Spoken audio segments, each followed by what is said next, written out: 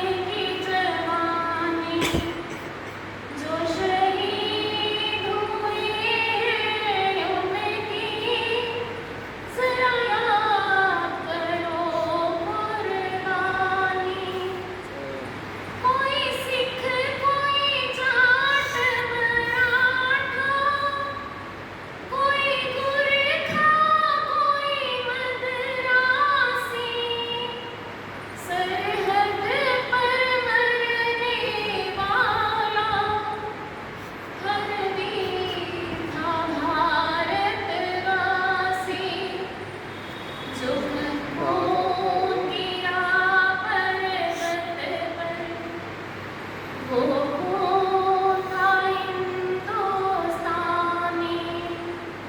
जो शहीद हुए हैं उनकी ज़रा याद करो कुर्बानी थी खून से लथपथ काया फिर भी बंदूक उठा के दस दस को एक ने मारा फिर गिर गए होश उड़ा के जब अंत समय आया तो कह गए कि अब मरते हैं खुश रहना देश के प्यारों अब हम तो सफर करते हैं क्या लोग थे वो दीवाने क्या लोग थे वो अभिमानी जो शहीद हुए हैं उनकी ज़रा याद करो कुर्बानी तुम भूल ना जाओ उनको इसलिए कही कहानी जो शहीद हुए हैं उनकी ज़रा याद करो कुर्बानी है मेरे वतन के लोगों ज़रा आँख में भर लो पानी जो शहीद हुए हैं उनको ज़रा याद करो कुर्बानी अब तो इस तरह से जब पता चलता है हमारे देश में हमला हो रहा है तो फटाफट से मैसेज आ जाता है कि हाँ भी आप एक्शन ले सकते हो तो पहले